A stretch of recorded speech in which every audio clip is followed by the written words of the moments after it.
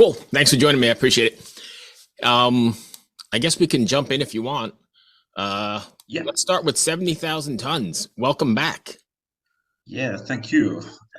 We're glad to come over there again. I think I've been there 2 times and it's been really a lot of fun. So Yeah, I've seen you before on the boat too, and that's always a blast, right?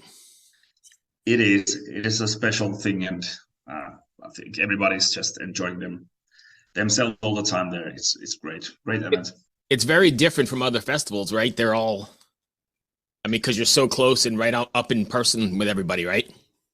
Yeah, it's very different than the normal festivals, of course. And actually, I haven't done any other cruises, so I can't compare how Mhm. those are. But 70,000 is a special thing, and there's a very nice atmosphere, I think.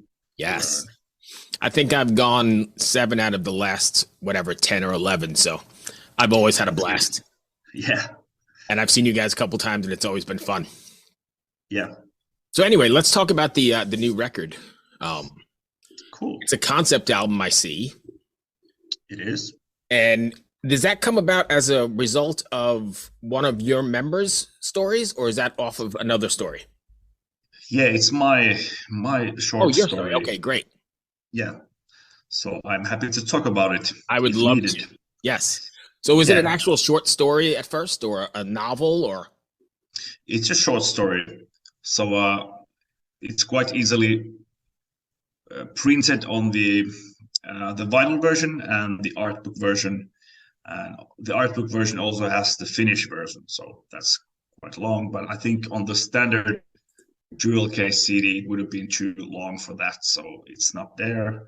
But so it's not overly long. It's just a short story, something I wrote specifically for this purpose. Have you ever done something like that before? Tried to convert a story into a record? Yes, with our Winter's Gate album, we did Is it? 2016. Do you We had think? a short story. Do you think it's more difficult doing something like that, creating that whole narrative as opposed to just writing songs for the song's sake? It takes more time. It's more demanding, of course, but I think if it all works out nicely, it gives a kind of deeper layer for the whole thing. That there is a bigger story that spans the whole album from start to finish. It's all part of the same story. So uh, concept albums they are harder to make, but if it works, it'll be great.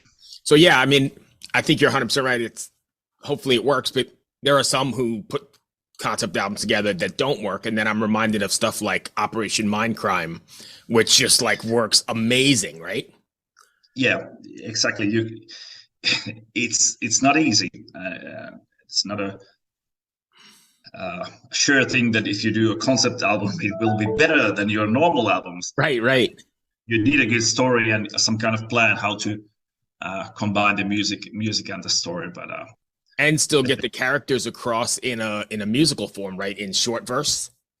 yes, they all of that should work. And I'm quite happy with what we've done. Of course, other people can judge and Oh, review it, sure. but I'm quite happy what we I'm did sure with it's going to be this. great. I mean, I heard the single. It's what is it? Anno 1696. Yeah, that's the name of the album. Yes, And I heard the single as well. I think it's Lilian, right? Lilian. Yeah, And the first so, I single. mean, I think it continues on with. I've always been a fan, and I think it carries on that Insomnium legacy. I guess. I mean, it's definitely Insomnium, right? It is. We haven't changed our style dramatically. Uh, Actually, Lilian is the. I think it's almost maybe the second softest, easiest song on the album. So there's a lot darker material coming, and already with the next single, you guys can see that there's darker stuff coming, and so even some black metalish Oh, really? influences here and there. So it's for Insomnium record, I think it's quite dark stuff. Interesting. Well, I mean, I guess the material is quite dark as well, right? You're talking about a period in time.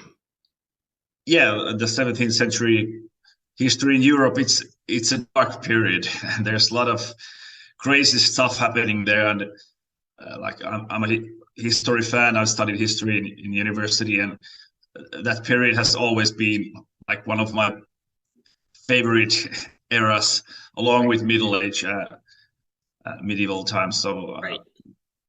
But I think some of the messages and some of the relatable factors of the record or the song are probably going to be relatable today, right? Because we're just as fucked up here in this time period. we definitely are.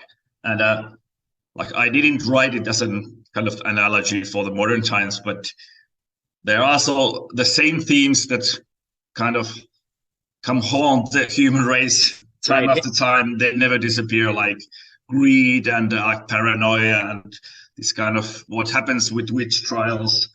Like people can be led to believe crazy stuff, and they believe they are doing the right cause, but they do terrible things, and you can see that in the world everywhere. Right. Even before social media, there was this kind of crap. Yeah, there was, but now it's on a new level, of course, and well, everybody knows that, and we don't have to get deeper, but right. But history repeats itself, so yeah, it does, and humans don't learn. So when you guys are writing the record, were you guys all writing together like in the old traditional sense in a room, or were you kind of just emailing things back and forth and ideas?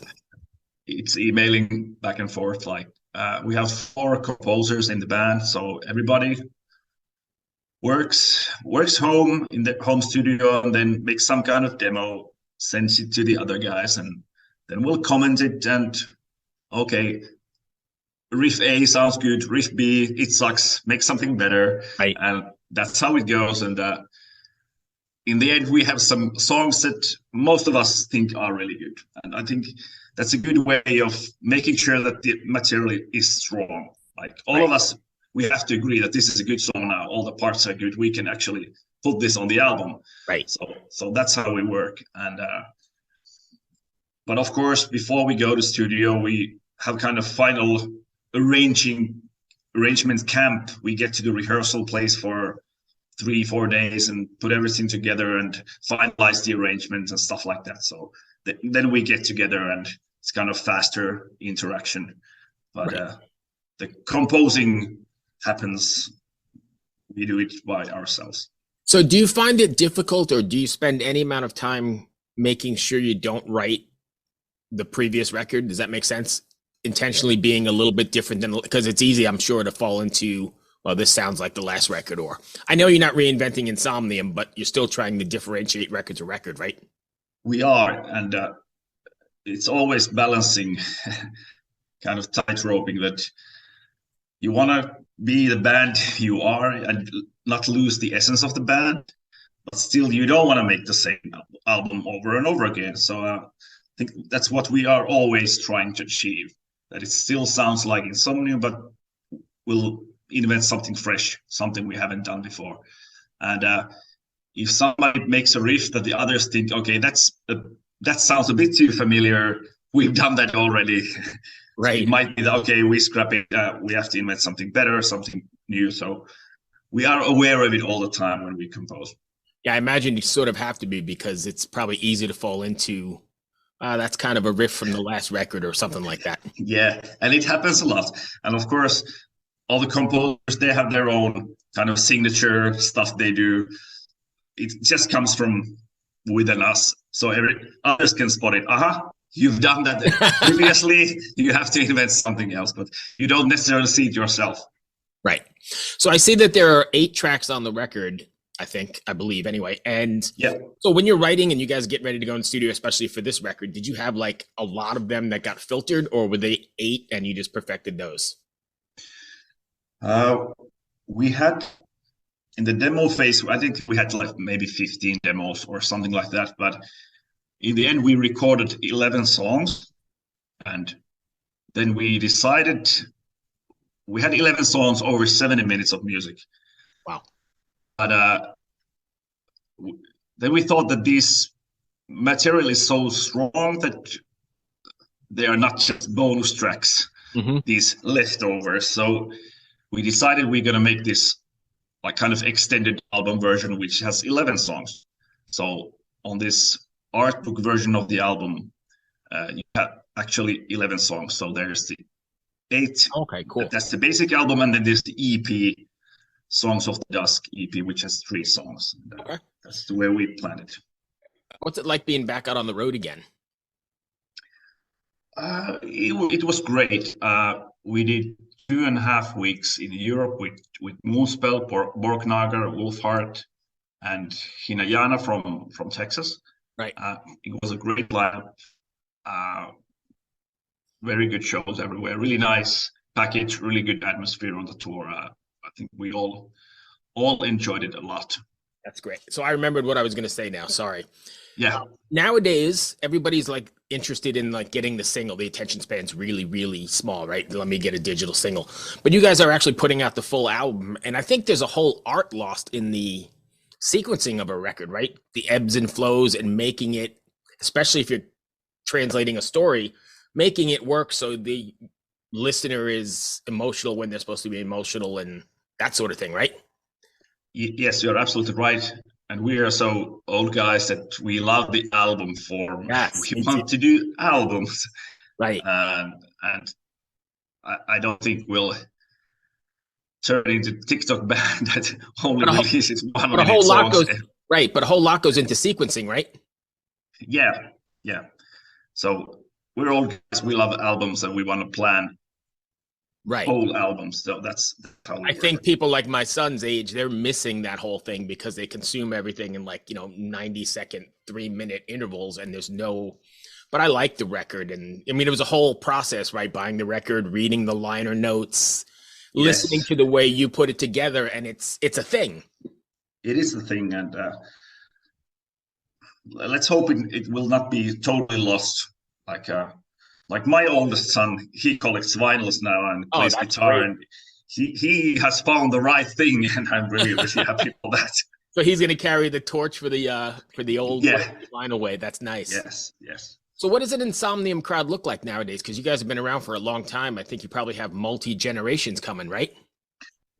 Yes, I think it's a very kind of varied crowd. There's like older people, and then there are teenagers and everything in between, and there are men and women, and it's kind of varied crowd in a very good way. And it's not just old people, and there's luckily like teenagers as well and young people. So yeah, I mean it's great to know that not only your music but metal is being carried on that way. Because I know I go to shows and I see people, or even myself, I take my kids to the shows and introduce them to it. Yeah, and that's what has happened. And the new generations are coming in and finding metal music. And like mostly metal is still underground thing. And I think it kind of stays that way. And it's supposed to be a bit of an underground. So too, right. It's not for everyone. That's the point. Right, I think you're 100% right. Yeah. And so I'm not like worried about the future of metal music. Of course, let's see how the tours will do. There are tough times now for touring bands at the moment. But and I just saw Moonspell canceled. Yeah, the UK tour. Yeah, I know it's hit or miss, right? I think it's probably too flooded of a market, and then you still got all this financial crap. Yeah. Combine those things and. It will be difficult. So I think a lot of tours will be postponed for some time. And again, and you have to, as a band, you have to plan carefully what you want to do next. So you got to take a lot into consideration then before you book a show, because there's a whole bunch of advances and a whole bunch of equipment and logistics, right? Yeah. So there's a lot of planning. Like before the tour is even announced, there's a lot of work and planning. Agents are booking the shows, and so many parts. Yeah, there's a lot of work. Many emails are being sent before the tour is ready. Yeah, right. And I think it's probably pretty difficult, if I understand, to play the US still. I think there's all kinds of expenses and stuff to play over here. Yes. And of course, you have to fly from Europe, and then you have to buy the visas. That's getting more expensive every year. And then the bus, and then all the other shit. Yeah. And the bus has, in a couple of years, it has gotten crazy. Like how expensive the buses are. So it's not getting easier. So what do you guys have planned next then, leading up to 70K? I think before that, two more singles are being released. I think one in December, one in January. Okay. And so everybody's gonna hear a bit more of the new album before the cruise. We have some Finnish shows in December, but mostly it's the album promotion. Are you I don't know if you can announce this or not, but are you going to play the record like in its entirety straight through live, or is that not a thing because it's a story? I probably can't say anything about that yet. Let's see. No worries at all. That'd be great. But anyway, that's pretty much the end of my questions. I hope that wasn't too bad. That wasn't too bad. Hopefully you remembered all the questions. Yeah, I remembered. I got them. I'm recording and we're all good. I'm sorry about that little blip. I kind of just lost my train of thought totally. I will see you on the boat for sure. I look forward to seeing you guys again. And did I miss anything you want to cover? All good. Excellent. So if fans want to find you, Insomnium, and you guys are pretty active social media, I guess? We are. We are easily found. Awesome. Thank you for the time, my friend. Happy holidays, and I will see you on the boat. Thank you, Bruce. Bye. Be well. Cheers. Cheers. Hello out there. Yes, hello out there, everyone. I'm Hal Schwartz. And I'm Flynn McLean. Together we host None But the Brave, a podcast dedicated to the music and career of Bruce Springsteen. Bruce and E Street Band are on tour right now for the first time in 6 years, and we're taking a detailed look at what's happening on stage in our bi-weekly episodes. We've also been recently joined by some very exciting guests, including rock journalist Warren Zanes and Stephen Hayden, Backstreet's Magazine founder Charles Cross, and Barstool's Kirk Minahan. If you're a diehard Springsteen fan, this is the show for you. So please subscribe to None But the Brave on your favorite podcasting platform, and we hope to see you further on up the road. Thank you so much. We'll be seeing you.